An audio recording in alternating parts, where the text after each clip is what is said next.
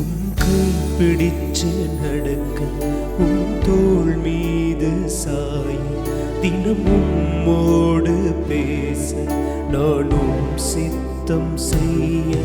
என் வாழ்வெல்லாம் நீரே, என் வழியெல்லாம் நீரே, என் பலனெல்லாம் நீரே, எனக்கெல்லாமே நீரே. இயேசுவே என் நேசரே, என் வாலிபம் உமக்காகவே.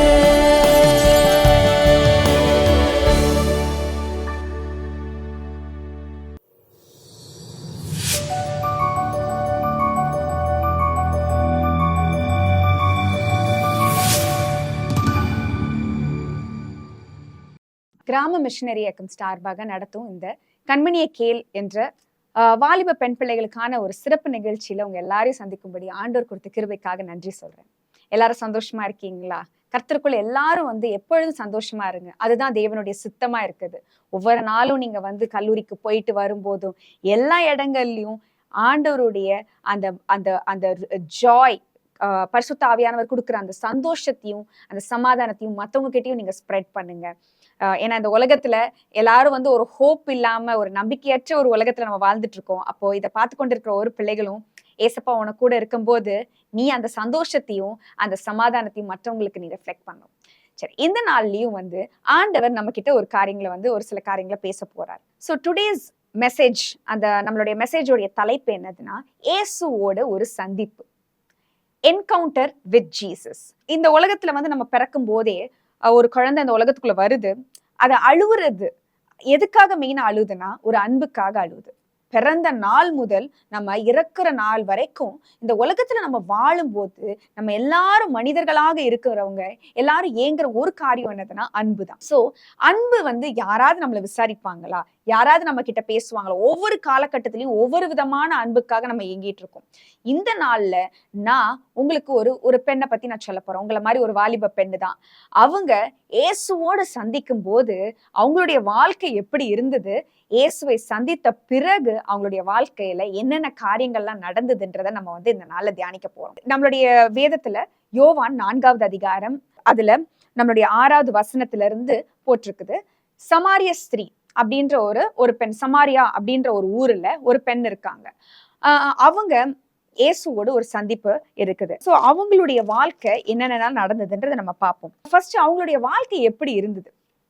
அந்த பெண்ணுடைய வாழ்க்கையில முதலாவதாக ஒரு தனிமை இருந்தது. நம்ம இந்த வேத வசனத்துல நம்ம வேதத்துல நம்ம பாக்குறோம். இந்த ஸ்டோரியில நம்ம என்ன பாக்குறோம்னா, இயேசு கிறிஸ்து தன்னுடைய சீஷர்களோட டிராவல் பண்ணி போயிட்டு இருக்கிறாரு. திடீர்னு ஒரு கிணறு இருக்குது. அந்த கிணற்றண்டையில அவரும் டயர்டா உட்கார்றாரு. சீஷர்கள் எல்லாம் போய் ஃபுட் வாங்குறதுக்காக வெளியே போறாங்க. அந்த நேரத்துல ஒரு மத்தியான வேலையில யாருமே வராத ஒரு டைம்ல ஒரு தனியா ஒரு பொண்ணு வரா. தன்னுடைய குடத்துல தண்ணி எடுக்கிறதுக்காக வரா. யூஸ்வலா நம்ம பைபிள்ல நம்ம பாக்குறோம்னா, நம்ம பழைய ஏற்பாட்டிலையும் பாக்குறோம். அதுல பெண்கள் எல்லாரும் சேர்ந்து ஒரு கூட்டமாக ஒரு குரூப்பா தான் யூஸ்வலா தண்ணி எடுக்கிறதுக்கு கிணற்றுக்கிட்ட வருவாங்க. நம்ம இப்போ உள்ள காலகட்டம் மாதிரி இல்ல டேப்பை திறந்தா தண்ணி வராப்லாம் கிடையாது. அவங்க கிணத்துக்கிட்ட போய் அவங்க பெரிய குடம் இருக்கும். அது குடத்தை முண்டு அவங்க தண்ணீர் எடுக்கணும் அவங்களுடைய வீடுகளுடைய தேவைகளுக்கெல்லாம். அப்ப இந்த பெண் தனியா வரா. அப்ப நம்ம இதனுடைய வாழ்க்கையில நம்ம பாக்குறோம்னா, இந்த பெண்ணுடைய வாழ்க்கையில ஒரு தனிமை இருந்தது. ஈவன் தோ அவ ஒரு பெரிய கிராமத்துல பெரிய ஊர்ல தான் லிவ் பண்ணிட்டு இருந்தா, ஆனாலும் அவளுக்குள்ள ஒரு தனிமை இருந்தது. இதை பார்த்து கொண்டு இருக்கிற நிறைய பிள்ளைகளுக்கு, இப்போ உள்ள வாலிப பிள்ளைகளுக்கு ஒரு பெரிய ஒரு விஷயம் என்னன்னா, ஒரு நெகட்டிவ் என்னன்னா தனிமை. எனக்கு எல்லாரும் இருக்காங்க, எனக்கு ஃப்ரெண்ட்ஸ் எல்லாம் இருக்காங்க, ஆனாலும் நான் ஒரு தனிமையை உணர்றேன். ஒரு ரிஜெக்ஷன், ஒரு லோன்லினஸ், நான் லோன்லியா ஃபீல் பண்றேன். முக்கால்வாசி பிள்ளைங்க எல்லா ஃபங்க்ஷன்ஸ்க்கெல்லாம் போகும்போது ஏன் மொபைல் போனை அடிக்கடி எடுத்து நம்ம யூஸ் பண்றாங்கன்னா காரணம் லோன்லினஸ். அது நம்மளுடைய லோன்லினஸை சாட்டிஸ்ஃபை பண்ணுமா அப்படின்னு நினைச்சு அந்த காரியங்களை செஞ்சு கொண்டு இருக்கிறாங்க. அது வசனம் 8ல போட்டிருக்குது. அப்பொழுது சமாரியா நாட்டாகிய ஒரு ஸ்திரீ அப்படின்னு இருக்குது. தண்ணீர் மொள்ள வந்தாள். இயேசு அவளை நோக்கி தாகத்துக்கு தா என்றார். அப்போ இந்த நேரத்துல ஜீசஸோட ஒரு என்கவுண்டர் நடக்குது. எப்படி இருக்கா அவளுடைய சிச்சுவேஷன்? தனிமையா இருக்கிறா. ரிஜெக்டட் லைஃப், ஒரு தனிமையான ஒரு வாழ்க்கையில அவ வாழ்ந்து கொண்டிருக்கிறா.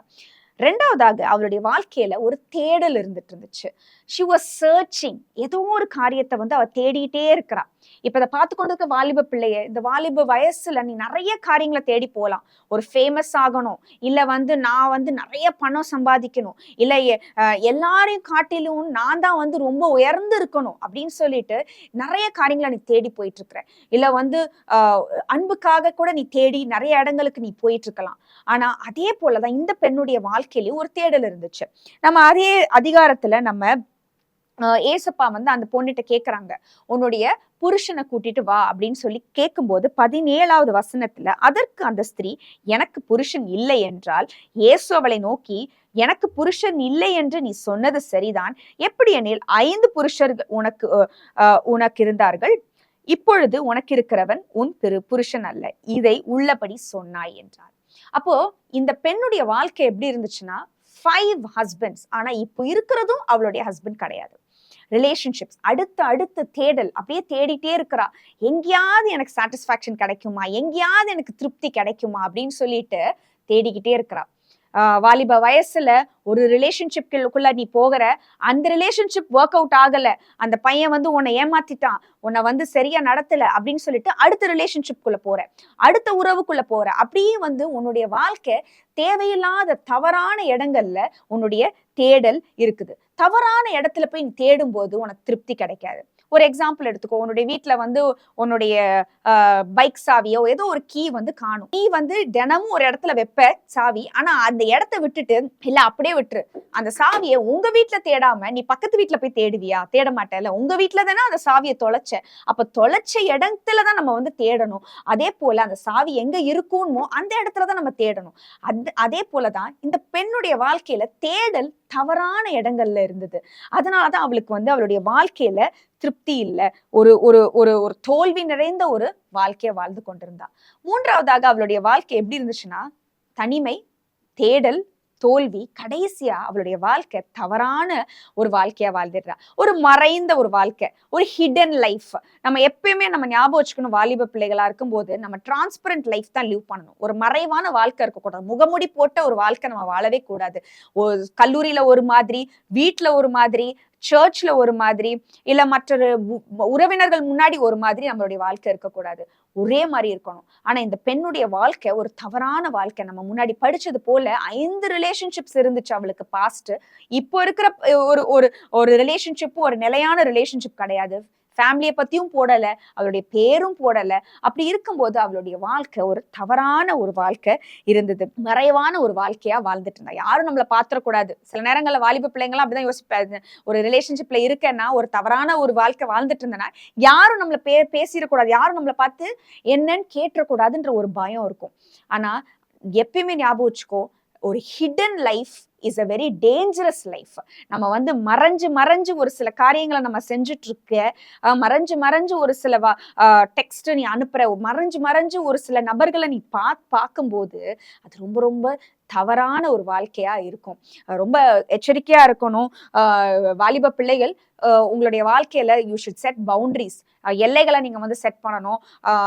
யார் கூட பேசுற, யார் கூட பழகுறன்றது ரொம்ப ரொம்ப முக்கியமான ஒரு விஷயம். இந்த வாலிப கட்டத்துல நீ நினைக்கலாம், மேரேஜ் ஆன ஒரு அண்ணன் கிட்ட தான் நான் வந்து பழகுறேன் அப்படின்னு நினைக்கலாம். ஆனா அதுவுமே வந்து சரியான இது கிடையாது. ஒரு எல்லையை மீறின ஒரு ரிலேஷன்ஷிப் தவறான ரிலேஷன்ஷிப் தான். அது போக மறைவா இருக்கிற ஒரு ரிலேஷன்ஷிப். இப்ப நீ ஒருத்தங்க கிட்ட நீ பேசுற, அந்த பர்சன் கிட்ட நீ எப்பயுமே எல்லாரும் முன்னாடியும் நீ பேசுற மாதிரி நீ தனியாவும் பேசுறியா? அதை நீ எச்சரிக்கையா இருந்துக்கோ. மெசேஜ்ல வந்து வேற மாதிரி பேசிட்டு நேர்ல வேற மாதிரி சில பிள்ளைகள் பேசுவாங்க. அந்த மாதிரி நம்மளுடைய ரிலேஷன்ஷிப் இருக்கக்கூடாது. இப்ப இந்த பெண்ணுடைய வாழ்க்கையில அப்படிதான் இருந்துச்சு. மறைவான ஒரு வாழ்க்கை, தவறான ஒரு வாழ்க்கை இருந்துச்சு. இது எதனாலன்னா அவளுடைய வாழ்க்கையில ஒரு தனிமை இருந்தது, அவளுடைய வாழ்க்கை வந்து ஒரு தேடல் இருந்துச்சு, எங்கேயுமே சாட்டிஸ்ஃபை ஆகல. நம்ம வசனம் 4வது அதிகாரத்துல 15வது வசனத்துல அவ சொல்றா, ஏசப்பாவை பார்த்து, எனக்கு தாகம் உண்டாகாமலும் நான் இங்கே மொண்டு கொள்ள வராமலும் இருக்கும்படி அந்த தண்ணீரை எனக்கு தாரும். திரும்ப திரும்ப நான் இந்த கிணத்துக்கிட்ட தான் நான் வரேன் தண்ணி எடுக்கிறதுக்காக. திரும்ப திரும்ப அதே மிஸ்டேக்கை தான் நம்ம செய்யறோம். இதை பார்த்துக்கிட்டு நிறைய பிள்ளைகள் அதே ரிப்பீட்டட் மிஸ்டேக், ஒரு மிஸ்டேக்கை வந்து நம்ம செஞ்சோம்னா அடுத்து திரும்ப அதை வந்து ரெக்டிஃபை பண்ணணும், அதை வந்து மாற்றணும். ஆனா நம்ம என்ன செய்யறோம், அதே தவிர திரும்ப திரும்ப வேற வேற மாதிரி நம்ம செஞ்சு கொண்டு இருக்கிறோம். அப்போ நம்ம வந்து ரொம்ப ரொம்ப கேர்ஃபுல்லா இருக்கணும். அதே குழிக்குள்ள வந்து விழுந்து விழுந்து நம்ம வந்து எந்திரிக்க கூடாது. ரோட்ல வந்து ஒரு குழி இருக்குன்னா நமக்கு தெரியும், இப்ப இந்த ரோட்ல வந்து 2 குழி இருக்குது, அப்போ அந்த ஒரு குழியில நீ விழுந்துட்ட, அப்ப அடுத்த தடவை நம்ம என்ன செய்வோம், ரொம்ப எச்சரிக்கையா இருப்போம், அந்த குழிக்குள்ள நம்ம போக மாட்டோம். அப்ப இந்த மாதிரி ஒரு சூழ்நிலையில இருக்கிற ஒரு பெண்ணை தான் தேடி நம்மளுடைய நேசர் வந்தார், ரட்சகர் வந்தார். ரட்சகர்னா ஏசு கிறிஸ்து. ஏசு கிறிஸ்துவோடைய பேருடைய அர்த்தம் என்னதுன்னா ரட்சகர். நம்மளை காப்பாற்ற வந்திருக்கிறாரு, நம்மளை ரட்சிக்க வந்திருக்கிறாரு. நீ என்ன பாவத்துல இருந்தாலும், என்ன சூழ்நிலையில இருந்தாலும், when you have an encounter with Jesus, ஏசுவோடு உனக்கு ஒரு சந்திப்பு இருக்கும்போது சில காரியங்கள் உன்னுடைய வாழ்க்கையில நடக்கும், சில மாற்றங்கள் நடக்கும். முதலாவதாக நம்ம என்ன பார்க்கிறோம்னா, அவளுடைய வாழ்க்கையில அவளுக்கு ஒரு மன்னிப்பு கிடைச்சது. அதாவது அந்த காலத்துலலாம் ரபிகள், அதாவது ஏசு கிறிஸ்து இந்த பூமியில வாழும்போது அவர் ஒரு ரபி, he was a teacher, அவர் போதகரா இருந்தார், அவர் வந்து யூதர். அப்போ அவங்க வந்து எப்படின்னா இந்த மாதிரி சமாரிய நாட்டுல உள்ளவங்க கிட்ட பேசக்கூட மாட்டாங்க. அதுவும் ஒரு பெண் கிட்ட ரபிகள் வந்து பேசக்கூட மாட்டாங்க. அதுவும் இந்த மாதிரி ஒரு பாவமான ஒரு வாழ்க்கை வாழ்ந்து கொண்டிருக்கிற ஒரு பெண் கிட்ட அவங்க வந்து ஒரு கான்வர்சேஷனே வைக்க மாட்டாங்க. ஆனா ஜீசஸ் அவளை தேடி வந்தார். அவர் தான் வந்து ஆக்சுவலி இந்த அதிகாரத்தை நீ பார்த்தனா முதலாவது ஃபர்ஸ்ட் கான்வர்சேஷன் ஜீசஸ் தான் வைக்கிறாரு. நிறைய பேர் நீங்க வந்து சர்ச்லயும் சரி, யூத் மீட்டிங்லயும் சரி, நிறைய இடங்கள்ல ஏசப்பா கிட்ட இருந்து உங்ககிட்ட டைரக்டா வேர்ட் வந்திருக்கும், நேரடியா ஏசப்பா உங்ககிட்ட பேசியிருப்பாரு. ஆனாலும் நீ வந்து அவர்கிட்ட நீ வந்து அந்த ரெஸ்பான்ஸ் கொடுக்காம இருக்கலாம், ரிப்ளை கொடுக்காம இருக்கலாம். ஆனா ஜீசஸ் உடைய லவ் வந்து forgiving லவ். நீ என்ன பாவம் பண்ணியிருந்தாலும், என்ன தப்பு பண்ணியிருந்தாலும் ஏசப்பா உன்னை மன்னிக்கிறாரு. அதாவது Jesus loves sinners but he hates sin. அதாவது நீ செஞ்ச பாவத்தை ஆண்டவர் கண்டிப்பா வெறுக்கிறாரு, ஆனா பாவிகளை வந்து ஆண்டவர் ரொம்ப ரொம்ப நேசிக்கிறாரு. ஏன்னா அவருக்கு தெரியும் இந்த பாவத்தை மேற்கொள்றதுக்கு ஒன்னால முடியாது, அவருடைய ஹெல்ப் கண்டிப்பா தேவை. இந்த பெண்ணு திரும்ப திரும்ப அதே ரிப்பீட்டடா மிஸ்டேக்ஸ் பண்ணிக்கிட்டே இருக்கா, அவளால அதை விட்டு எப்படி வர்றதுன்னு தெரியல அவளுக்கு. ஆனா அது அவளுக்கு ஆண்டவருக்கு ஏசப்பாக்கு தெரிஞ்சது, அவளுக்கு ஒரு ரட்சகர் தேவை, அந்த பாவத்திலிருந்து அவளை வெளியே கொண்டு வர்றதுக்கு ஒரு ரட்சகர் தேவைன்னு தெரிஞ்சது. அப்ப அவளுக்கு ஒரு மன்னிப்பு கிடைக்குது. ரோமர் 5:8 வந்து ஏசப்பா சொல்றாரு, வேதத்துல என்ன போட்டிருக்குதுன்னா, நாம் பாவிகளா இருக்கும் போதே கிறிஸ்து நமக்காக மரித்தார். இப்படிதான் வந்து ஏசப்பான் அவருடைய அன்பை விளங்க பண்ணினார். He revealed his love. லவ்ன்றது வந்து என்னன்னா, இப்பெல்லாம் வந்து லவ்ன்றது வாய் வார்த்தைகள்ல இமோஜிஸ்னாலேயும் வந்து காமிக்கிறது லவ் கிடையாது. இல்ல லெட்டர்ஸ் கொடுத்து, இல்ல வந்து ஒரு ஒரு டெக்ஸ்ட் மெசேஜ்ல வந்து ஐ லவ் யூன்னு அனுப்புறது லவ் கிடையாது. You should show your love. Jesus மட்டும்தான் நமக்காக, நம்ம எப்படி இருந்தோமா பாவிகளா இருக்கும் போது நமக்காக மரித்தாரு. ஒரு நல்ல மனுஷனுக்காக வந்து யாருனாலும் உயிரை கொடுப்பாங்க, ஆனா நம்ம பாவத்துல இருக்கோம், நம்ம தப்பானவங்கன்னு தெரிஞ்சும் நம்மளை தேடி ஏசப்பா வராரு. அப்போ இந்த பெண்ணுடைய வாழ்க்கையில அவருடைய அன்பு நிரப்பப்பட்டது, மன்னிக்கும் அன்பு, ஏசப்பாவுடைய அன்பு நிரப்பப்பட்டது. ஒரு பெயிண்டிங்ல வந்து போட்டிருக்கோம், ஒரு ஒரு பையன் வந்து ஏசு கிட்ட வந்து கேக்குறாங்கன்னா, Jesus how much do you love me, ஏசப்பா நீங்க என்ன எவ்வளவு நேசிக்கிறீங்க அப்படின்னு கேட்டாங்களாம்.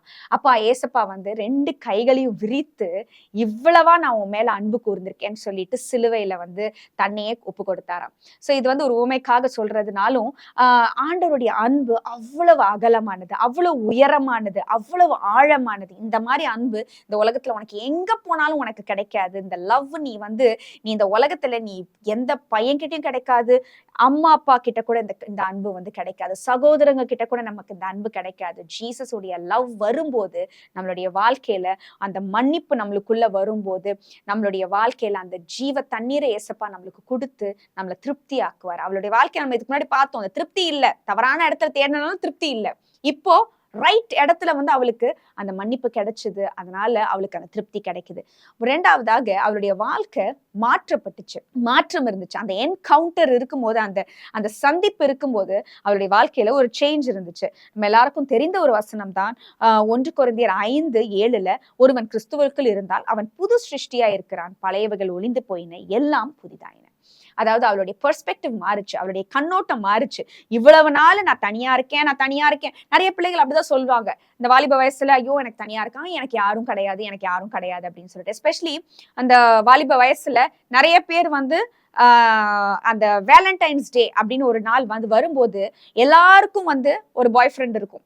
ஆனா இந்த பாய் ஃப்ரெண்ட் இல்லாத பிள்ளைகள் ரொம்ப தனிமையா ஃபீல் பண்ணுவாங்க. ஏன்னா எல்லாருக்கும் வந்து ஒரு பர்சன் இருக்கிறாங்க ஐ லவ் யூ சொல்றதுக்கு, ஃப்ளவர்ஸ் கொடுக்கறதுக்கு, ரோசஸ் கொடுக்கறதுக்கு, சாக்லேட்ஸ் கொடுக்கறதுக்கு. ஆனா எனக்கு யாரும் இல்லையே அப்படின்னு சொல்லிட்டு நிறைய பிள்ளைகள் வந்து ஃபீல் பண்ணுவாங்க. ஆனா ஏசப்பாவுடைய மன்னிக்கும் அன்பு, அவருடைய மாற்றும் அன்பு உன்னுடைய இருதயத்துக்குள்ள வரும்போது நீ தனியா ஃபீல் பண்ண மாட்ட. Jesus loves you. இந்த உலகத்துல யார் நம்மளை நேசிச்சாலும் நேசிக்கலனாலும் இயேசு உன்னை ரொம்ப நேசிக்கிறாரு. அப்போ இந்த பெண்ணு அவளுடைய வாழ்க்கையில ஜீசஸோட அந்த என்கவுண்டர் இருக்கும்போது அவளுடைய வாழ்க்கை மாற்றப்பட்டுச்சு. அவளுக்கு வந்து ஏசப்பாட்ட கேட்கிற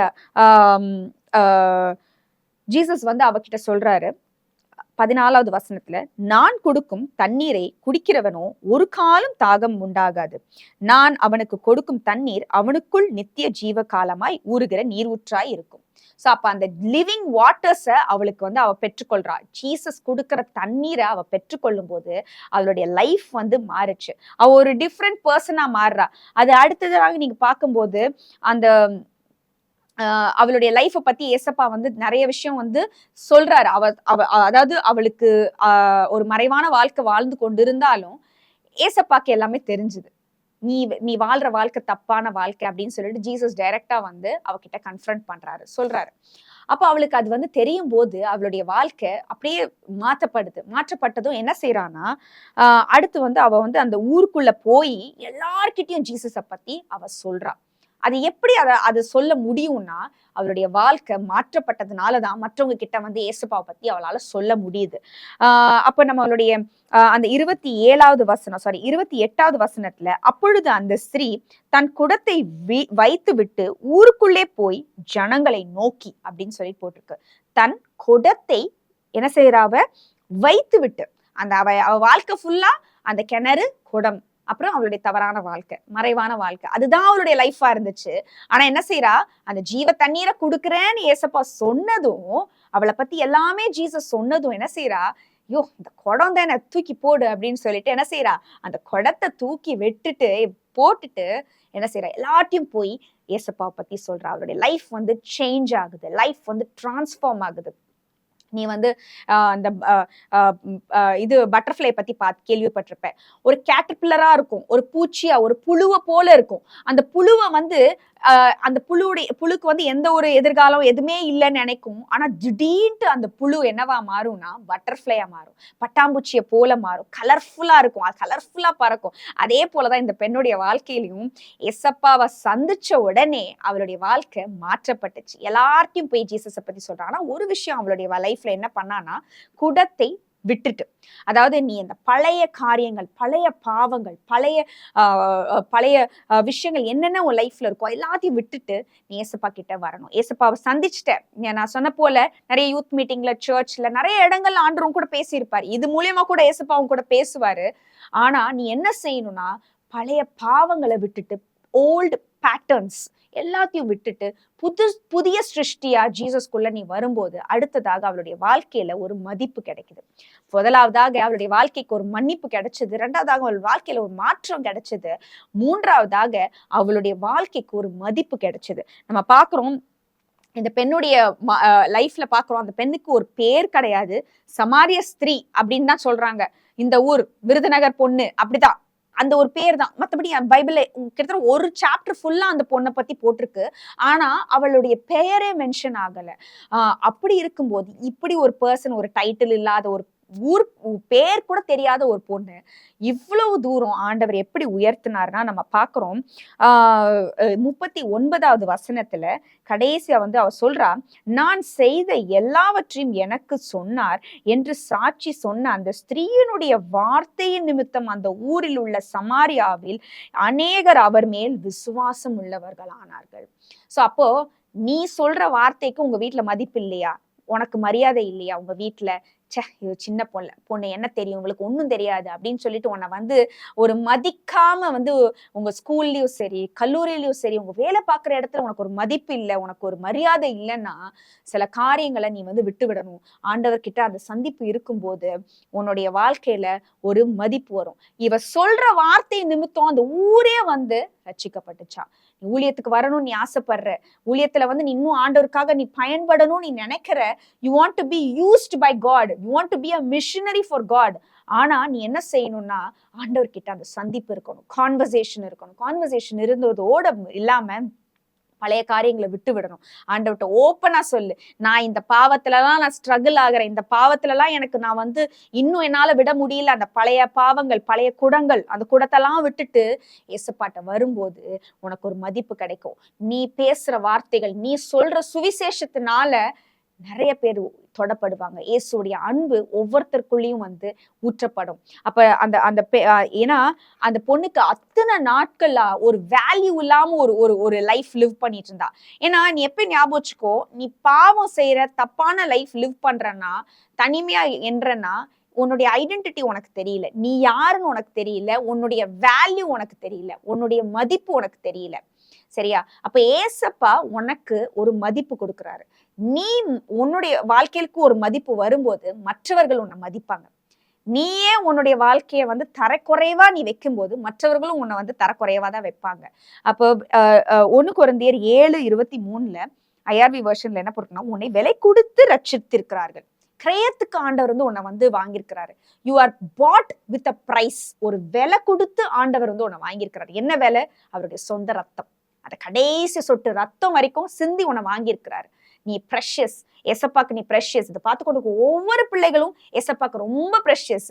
நீ நினைக்காத, நான் வந்து நிறைய தப்பு பண்ணியிருக்கேன் லைஃப்ல, நான் நிறைய வந்து பாவம் பண்ணியிருக்கிறேன், எசப்பா விட்டு தூரமா போயிருக்கேன், ஆனா ஏசப்பா என்னை மன்னிப்பாரான்னு தெரியல, ஏசப்பா என் வாழ்க்கையை மாற்றுவாரான்னு தெரியல, என் வாழ்க்கைக்கு ஒரு மதிப்பு வருமான்னு தெரியல. நீ நினைக்காத, கண்டிப்பா ஆண்டவர் உன் மேல கண்ணோக்கி இருக்கிறாரு. அவர் உன்னை சந்திக்க வராரு. எப்படி அந்த கிணற்றண்டே இருந்த அந்த சமாரிய ஸ்திரியை சந்தித்தாரோ அதே போல உன்னை சந்திக்க வராரு. ஆண்டவர் உன்னுடைய லைஃபுக்கு ஒரு மதிப்பை வந்து கொடுக்குறாரு. உன் லைஃபுக்கு ஒரு வேல்யூ வரும்போது மற்றவர்களும் உன்னை வேல்யூ பண்ணுவாங்க. யாரும் நீ வந்து உன்னை வந்து சீப்பா நினைக்க மாட்டாங்க. நீயே உன்னை வந்து நீ அதே சமயத்துல சீப்பாவும் நினைக்க கூடாது. நான் எப்பயும் வந்து வாலிப பிள்ளைகளுக்கு நான் சொல்லுவேன், be apples on the tree tops. அப்படின்னா என்னன்னா, ஒரு மரம் இருக்குது, பழங்கள் நிறைய இருக்குது, அந்த பழங்கள் மேல இருக்கிற பழங்களை யாரும் ஈஸியா பறிக்க முடியாது. ஏன்னா எல்லாருக்கும் அந்த கண்ணு வந்து கீழே அப்படியே தொங்குது, இல்ல அந்த பழத்து மேலதான் இருக்கும். ஸோ அப்படி ஈஸியா வந்து நம்மளுடைய லைஃப் வந்து யார் வேணா எடுத்துட்டு போடலாம், யார் வேணா யூஸ் பண்ணிக்கலாம் அப்படின்ற மாதிரி இருக்கக்கூடாது. நம்மளுடைய லைஃபுக்கு ஒரு மதிப்பு இருக்கணும், ஒரு வேல்யூ இருக்கணும். அது மேல இருக்கும்போது, ஆண்டவரை நோக்கி அவனுடைய லைஃப் இருக்கும்போது உன் லைஃபுக்கு ஒரு வேல்யூ இருக்கும், உன் லைஃபுக்கு ஒரு பெரிய ஒரு நோக்கம் இருக்கும். ஆண்டவர் எப்படி இந்த பெண்ணுடைய வாழ்க்கைக்கு ஒரு பர்பஸ் கொடுத்தாரு. She was one of the first missionary. முதல் நம்ம வேதத்தில் நம்ம யோவான்ல வாசிக்கும் போது ஒரு முதல் பெண் மிஷனரி அவங்க வந்து சமாரிய ஸ்திரின்னு சொல்லலாம். அந்த ஊர் கிராமமே வந்து அந்த பெண்ணால வந்து ரட்சிக்கப்பட்டுச்சு. எதனால? அவள் இயேசுவிடம் உள்ள ஒரு சந்திப்புனால. இந்த நாள்ல இதை பார்த்து கொண்டு இருக்கிற ஒவ்வொரு வாலிப பிள்ளைகளுக்கும் நான் என்கரேஜ் பண்றேன், இயேசுவிடம் ஒரு சந்திப்பு வை, இயேசுவிடம் ஒரு கான்வர்சேஷன் வை, பேசு, இயேசுப்பா கிட்ட பேசு. எத்தனையோ நாட்கள் நிறைய கேட்டிருக்கேன், மெசேஜஸ் கேட்டிருக்கேன், நிறைய பேர் உன் மேல ஜெபிச்சிருக்கிறாங்க, உன்னை பத்தி ஆண்டவர்கிட்ட பத்தி உன்கிட்ட சொல்லியிருக்கிறாங்க. ஆனா நீ என்னைக்காவது ஏசப்பா கிட்ட பேசியிருக்கிறியா? ஏசப்பா கிட்ட ஒரு கான்வர்சேஷன் வச்சிருக்கியா? இந்த நாளும் கண்களை மூடி நம்ம ஆண்டவர்கிட்ட கேட்போம், ஏசப்பா என்னுடைய வாழ்க்கைய நீங்க மாற்றுங்க, என்னுடைய வாழ்க்கைக்கு ஒரு மதிப்பை கொடுங்க, ஆண்டவர்கிட்ட கேட்போமா? அன்புள்ள ஆண்டவரே, இதை பார்த்து கொண்டிருக்கிற ஒவ்வொரு வாலிப பிள்ளைகளையும் உங்க கையில ஒப்பு கொடுக்கிறேன் ஏசப்பா. ஆண்டவரே, இந்த பிள்ளைகளுடைய வாழ்க்கையில ஒரு தனிமை இருக்கலாம், இந்த பிள்ளைகளுடைய வாழ்க்கையில ஒரு தேடல் இருக்கலாம்ப்பா. இல்ல சில பிள்ளைகள் வந்து தவறான வாழ்க்கை வாழ்ந்து கொண்டிருக்கலாம் ஆண்டவரே, தோல்வியான வாழ்க்கையோட வாழ்ந்து கொண்டிருக்கலாம் ஏசப்பா. ஆனா உங்களுடைய மன்னிக்கும் அன்பு, உங்களுடைய கல்வாரியின் அன்பு ஒவ்வொரு பிள்ளைகளையும் தொடட்டும் ஆண்டவரே, ஒவ்வொரு பிள்ளைகளையும் மாற்றட்டும் ஆண்டவரே, ஒவ்வொரு பிள்ளைகளுடைய வாழ்க்கையிலையும் ஒரு மதிப்பு உண்டாகட்டும் ஏசப்பா. இந்த பிள்ளைகளை பயன்படுத்தி, இந்த பிள்ளைகளை கொண்டு தேசங்களை நீங்க சந்திங்கப்பா. அவங்களுடைய குடும்பத்தார் எல்லாரையும் நீங்க இந்த பிள்ளைகள் மூலியமா ரட்சிங்க ஆண்டவரே. என்னென்ன தவறுகள் இந்த பிள்ளைகள் வாழ்க்கையில செய்து ஒரு விஷயம் இந்த பிள்ளைகளை மன்னிங்க ஏசப்பா. ஆண்டவரே, ஒரு மாற்றத்தை இந்த பிள்ளைகளுடைய வாழ்க்கையில நீங்க கொண்டு வாங்க. புது சிருஷ்டியாக ஒவ்வொரு பிள்ளைகளும் ஆண்டவரை எழும்பி பிரகாசிக்க நீங்க கிருபை செய்யுங்க. இயேசு கிறிஸ்துவின் நாமத்தில் ஜெபிக்கிறோம் நல்ல பிதாவே, ஆமென்.